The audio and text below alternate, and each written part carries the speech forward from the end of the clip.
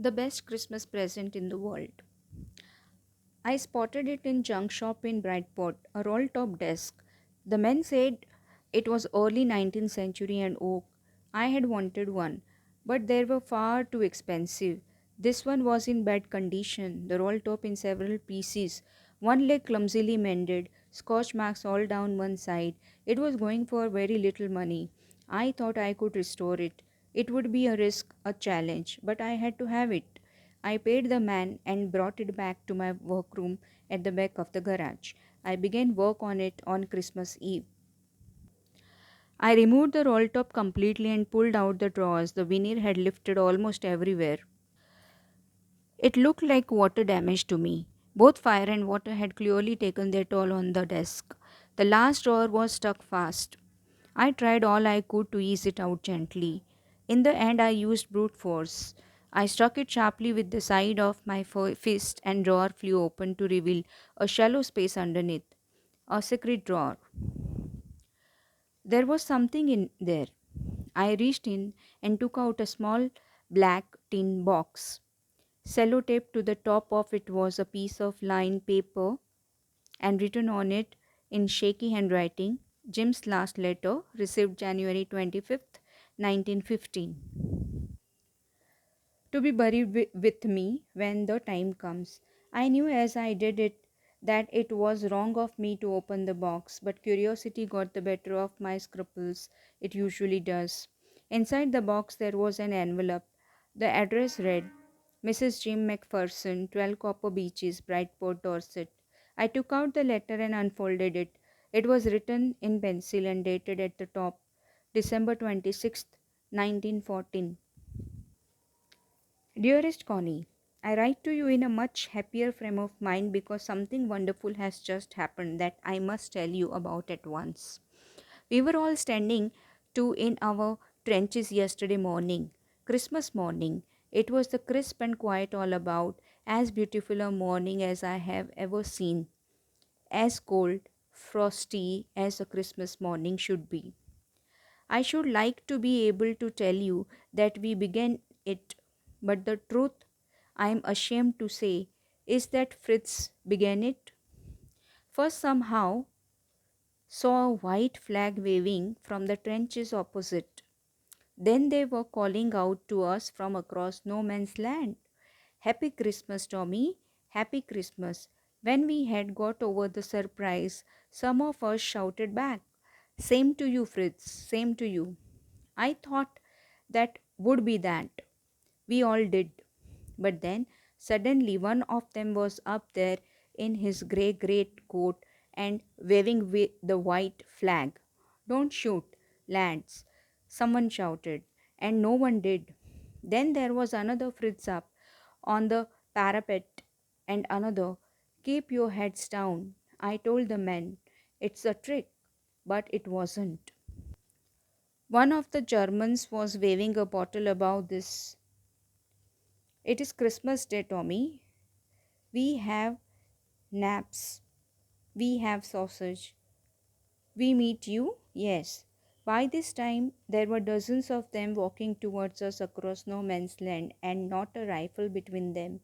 Little Private Morris was the first up. Come on, boys. What are we waiting for? And then there was no stopping them. I was the officer. I should have stopped them there and then.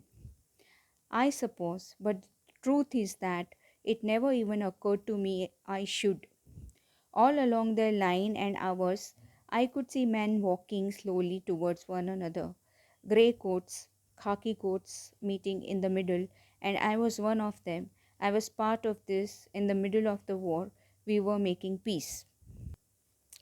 You cannot imagine, dearest Connie, my feelings as I looked into the eyes of Freeze officer, who approached me, hand outstretched. Hans Wolf, he said, gripping my hand warmly and holding it.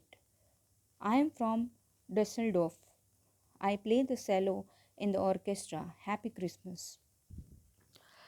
Captain Jim McPherson, I replied. And a happy Christmas to you too. I am a school teacher from Dorset in the west of England. Ah, Dorset, he smiled.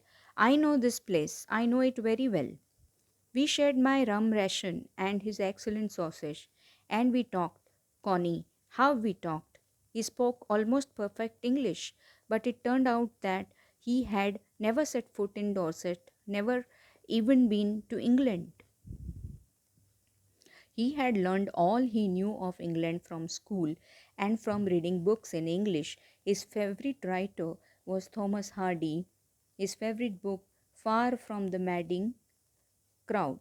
So, out there in no man's land, we talked of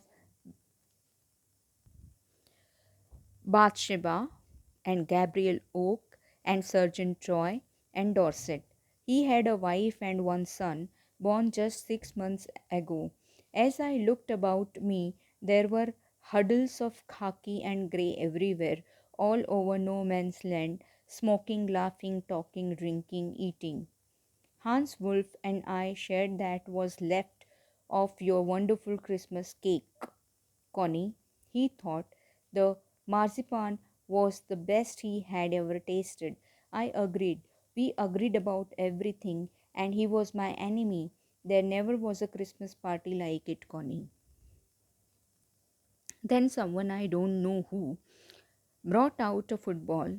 Greatcoats were dumped in piles to make goalposts. And the next thing we knew, it was Tommy against Fritz out in the middle of no man's land. Hans Wolf and I looked on and cheered, clapping our hands and stamping our feet to keep out the cold as much as anything. There was a moment when I noticed our breaths mingling in the air between us. He saw it too and smiled. Jim Macpherson, he said after a while, I think this is how we should resolve this war. A football match. No one dies in a football match. No children are orphaned. No wives become widows. I would prefer cricket, I told him. Then we Tommies could be sure of winning probably. We laughed at that, and together we watched the game. Sad to say, Connie, Fritz won, 2 goals to 1. But as Hans Wolf generously said, our goal was wider than theirs, so it wasn't quite fair. The time came, and all too soon, when the game was finished. The snaps and the rum and the sausage had long since run out, and we knew it was all over. I wished Hans well and told him I hoped he would see his family again soon, that the fighting would end and we could all go home. I think that is what every soldier wants on both sides, Hans Wolf said. Take care, Jim Macpherson. I shall never forget this moment, nor you. He saluted and walked away from me slowly, unwillingly. I felt he turned to wave just once and then became one of the hundreds of grey coated men drifting back towards their trenches. That night, back in our dugouts, we heard them singing a carol and singing it quite beautifully. It was silent night. Our boys gave them a rousing chorus of While Shepherds Watched. We exchanged carols for a while and then we all fell silent. We had had our time of peace and goodwill, a time I will treasure as long as I live. Dearest Connie, by Christmas time next year, this war will become nothing but a distant and terrible memory. I know from all that happened today how much both armies long for peace. We shall be together again soon, I am sure of it. I folded the letter again and slipped it carefully back into the envelope. I kept awake all night. By morning, I knew what I had to do. I drove into Bradport, just a few miles away. I asked a boy walking his dog where Copper Beaches was. House number 12 turned out to be nothing but a burned out shell. The roof gaping, the windows boarded up. I knocked at the house next door and asked if anyone knew the whereabouts of Mrs. Macpherson. Oh, yes, said the old man in his slippers. He knew her well. A lovely old lady, he told me, a bit muddle headed. But at her age, she was entitled to be, wasn't she? 101 years old. She had been in the house when it caught fire. No one really knew how the fire had started, but it could well have been candles. She used candles rather than electricity because she always thought electricity was too expensive. The fireman had got her out just in time. She was in a nursing home now, he told me.